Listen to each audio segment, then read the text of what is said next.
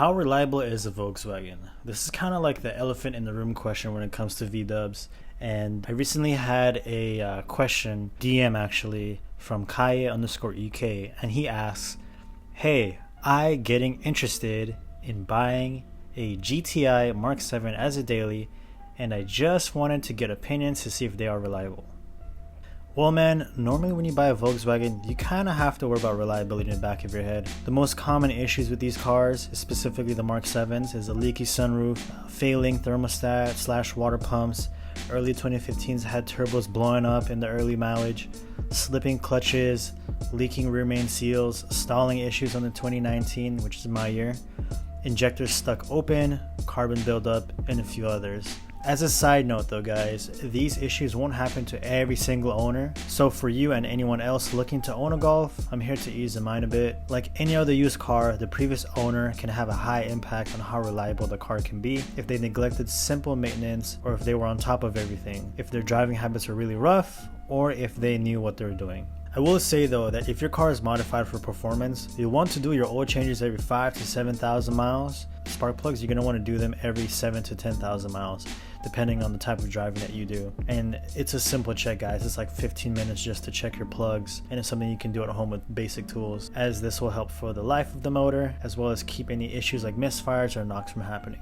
So with that list that I mentioned, leaky sunroof, well for me I opted for the S trim. You can do the same, as it's the lightest model, and if you get the 2019 year, it comes with a performance pack standard, so you'll get Golf R brakes and also LSD that is included. The 2018 and 2019 year also comes with a slight bump in horsepower, so if you plan on keeping the car stock, you might want to look into that model of that specific year. Now stock turbos blowing up. Well, to be honest guys, I had mine pushing high PSI for almost 20,000 miles. The turbo held up pretty fine. Just to note though, I try to be mindful with my setup. I didn't boost heavy below 3,000 RPM unless I'm doing like a specific data log that required me to do so. I always downshifted to a medium RPM range to overtake / merge into any other lanes. So just something to keep in mind. But yeah, stock turbo, I didn't really have any issues with it. There's no shaft planet even after switching over to an Is38. Slipping clutch, the old slipping clutch dilemma that every manual transmission Golf owner has to go through whenever they mod the car. My experience, when I had a stage 1 tune for about a month or so on the stock clutch, I never had any slipping issues. Same rules apply, no heavy throttle at low RPMs to preserve the life of the clutch. I will say that once I upgraded my clutch to the new Sachs SRE kit, I could feel a difference in how much eager it was to grab the next gear compared to when I was stock clutch on stage 1 tune. Speaking of clutches, there's the rear main seal that potentially leaks on these manual trans GTIs. When I swapped my clutch, I upgraded to a thicker aluminum rear main seal. Some owners get the leaks around 30,000 to 50,000. Some get no leaks at all, but I've seen as early as 9,000 miles. I upgraded mine anyways, and this gave me peace of mind, and so far no issues. Carbon buildup, you can use a catch can. Some people swear by this method, and there are some owners who show a good chunk of extra sludge caught in the catch cans. I personally don't run one. I know Humble Mechanic made a video on his YouTube channel of his Golf R that showed a good amount of carbon buildup with only 10,000 miles. I had my manifold off at 17K and everything checked out. In reality, I've seen most owners needing a carbon clean after 50 to 60,000 miles. So if you're buying a used GTI past that mileage, you might want to look into a carbon clean if there's no service records of that already. You can also run multi-port injectors, so instead of running 4 injectors on your Golf, you can run 8. You're going to use up more gas, but it also helps to clean up the valves when you're driving, which can prevent excessive buildup over time. Or you can do like me, you can take it out on long drives, then redline it a few times, sort of quote-unquote burn off any excessive buildup. Now I can't say if that method works 100% of the time, but like I said, 17,000 miles and my valves checked out just fine. Moving on guys, here are a few issues I have come across after 20,000 miles of ownership. Now a little backstory, the car was tuned since 3,000 original miles. We went from completely bone stock to a stage 1 Cobb off-the-shelf map which sucks, by the way. I don't recommend that. Then from there, we hit up a stage 2 tune, then to a stage 2 sneaky tune. Now it's running on a dyno tune with the new Is38 Turbo on full 85. Check out my other videos for more information about that. So everything that has happened to my car along my modding journey, the bad stuff, 3 months of ownership in, guess what I got, guys? Check engine light. The car was fully stock except for a drop-in air filter. I took it to the dealer and it turned out it was a software update that was needed, hence the trigger of the check engine light. A little backstory about that though, the 2019 manuals had a stalling issue at low speeds. A lot of people were giving out complaints about that. Again, same thing, some owners never got that issue and some people definitely had it. Now, I never came up with this issue on my car except for one time when I was coming to a stop sign. The car turned off. I couldn't tell you if it was driver error or not because I was new to the Volkswagen clutch and it is a little tricky compared to my previous Honda Civic Si. I will say that stalling issue never happened more than once. It was only that one time at that stop sign. Then a week later, I got the software update. No problem since. Fast forwarding to about 10,000 miles, I'm now stage 2 tuned, running the car pretty hard on weekends and daily driving it on weekdays. One weekend, I get out, start driving, and took it for a spirited drive, you know the deal. I downshifted and prepped it to hit the high RPMs. Everything seemed great thus far when I downshifted until I stepped on it. Car felt a bit sluggish. Then at higher RPMs, I'm talking about like above 5,000 RPMs, I seen an EPC light pop up.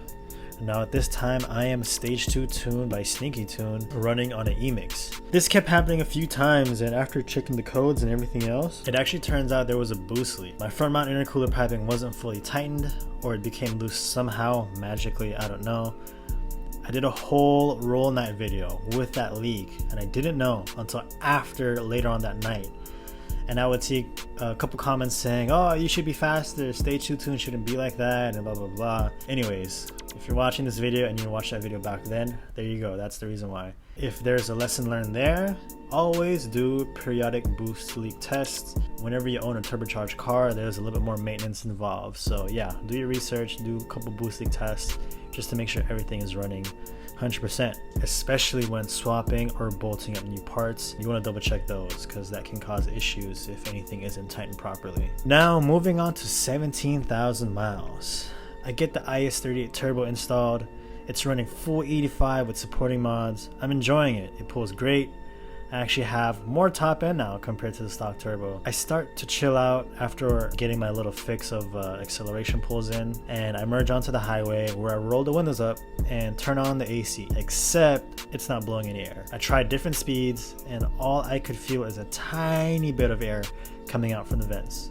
I'm hella confused at this point. This was the first time of ownership where I didn't know what the hell happened. Usually I'm aware whenever I run into an issue, I'm like, oh, it could be this, could be that. This time I was clueless. I thought maybe it was the cob or the new tune that caused it to act a little bit weird, a little bit strange. So I did some research. I went home.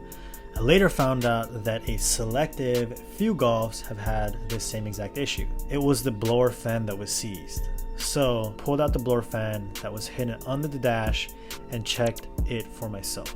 Sure enough, it wasn't rotating properly. It was stuck. Long story short, it got seized because there was probably not enough lubrication, which is kind of weird considering it's a 17,000 miles on the odometer. Instead of taking it to Volkswagen and flashing back to stock and trying to preserve my tune, etc., messing around with all of that and the whole runaround with them, I took it out myself and I kept spinning it until I could feel it kind of get looser or lubed up again. That actually did the trick and I put everything back and I was enjoying AC again. The last thing I want to talk about in this video, this is the most annoying part of the car.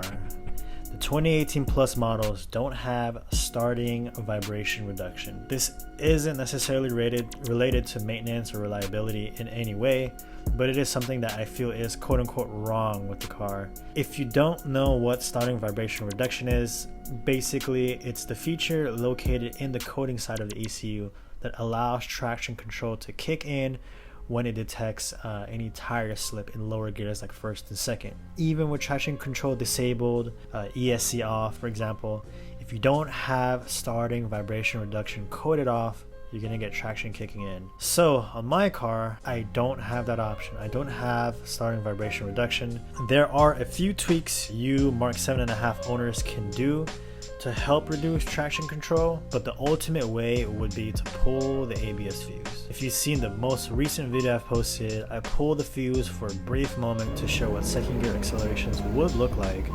I don't recommend you do this on public roads because it disables safety features like, for example, ABS, and airbags. However, I could see how some owners could use it at the drag strip when they're racing and then pop it back in before going back on public roads.